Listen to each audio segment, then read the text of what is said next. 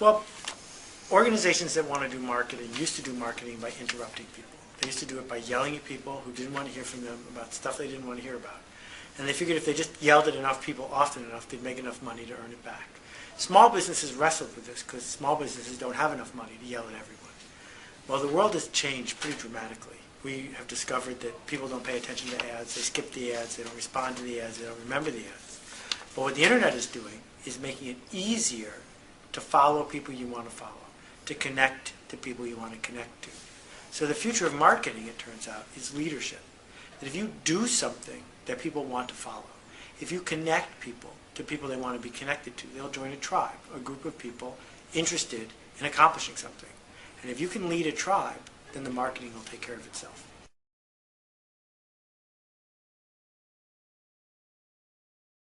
Small businesses have a lot of advantages here. The biggest one is they're run by human beings, whereas big businesses are often run by committees. People don't want to follow a committee. They want to follow a person. And you must be genuine and authentic in order to connect these people.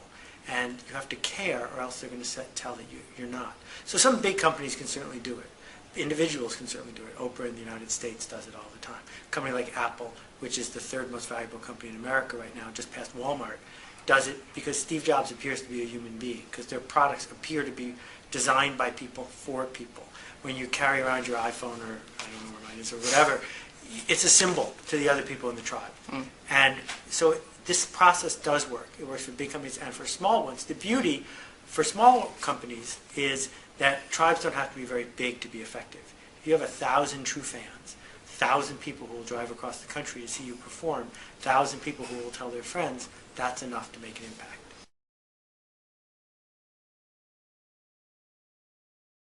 Well, the most important thing to do is to be a person, is to make a product that someone should buy because they want to, not because you pushed it on them, to tell the truth, to be authentic, to be a human being and connecting with people. The other thing you need to do is figure out that not everyone wants to be in your tribe. And one of the most difficult things to do as a small business person is say, you're not it, you're not it, you can't do this. Because we want everyone to be our customer. But tribes, all of them, succeed because there's outsiders. You can't have insiders if you don't have outsiders.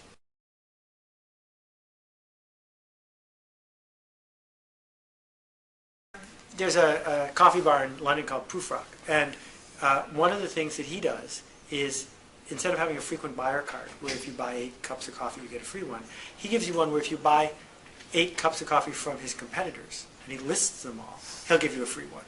Well, why would you do that?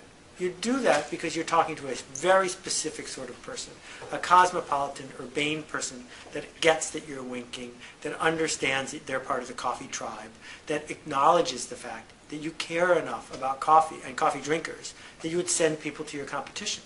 That act by a small company changes the landscape. Starbucks can't beat them at that game.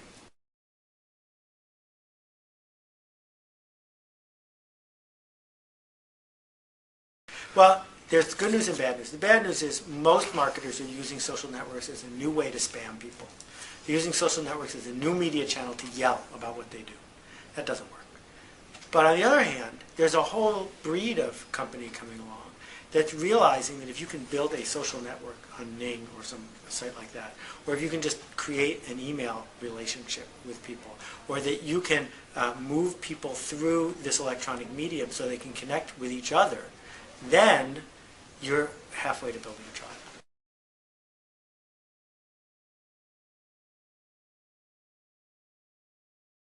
Well, I think you should decide. It doesn't matter necessarily how you decide, but you should decide. You should pick. You can't do all of them. The reason I'm not on Twitter is I already picked. I have a blog. I need to take care of it. I need to focus on it. I answer hundreds of emails every day. If I added Twitter to the mix, I would be bad at the other 2 things. So you need to focus. You need to say, this is the thing I'm going to do. Now, there are companies that use Twitter quite effectively. And if you can be one of them in the way you tell your story, in the kind of people you interact with, then go do that. But don't do it just because everyone else is doing it. That's a silly reason.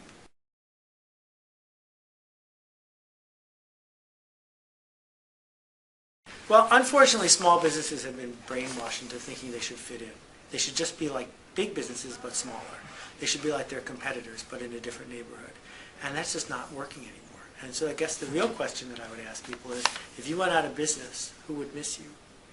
And if the answer is only the people who had to walk 3 more stores to get to the dry cleaner, that's not a good answer.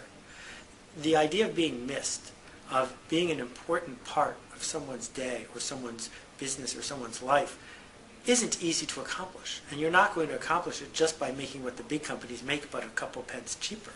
You're going to accomplish it because you touch people, because you're generous, because you make change, because there's something about what you do and how you do it that people viscerally connect with.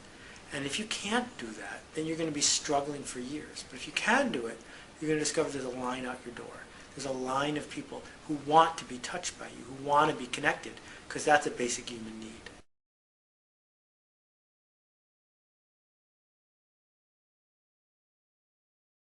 It's a great question. You start with, you don't have to be in any business if you don't want to.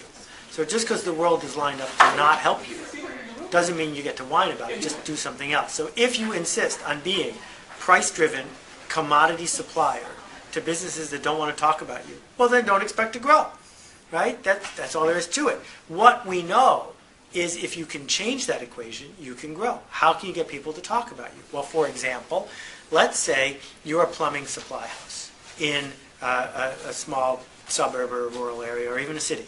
Why not invite all the plumbers, the ones who never get to talk to each other over a beer, together once a month to a party, just to talk to other plumbers? Now, you don't have to say, talk about my widgets or talk about my faucets. Just talk. Now, if all the plumbers come together once a month to meet each other and trade stories and hang out, don't you think they're going to want you to be part of that conversation? Don't you think you become irreplaceable in the extent that you are the host of all these plumbers? Instead of saying, I have the cheapest faucets, what you need to say is, I have the coolest plumbers. Come here, you get invited to meet your peers.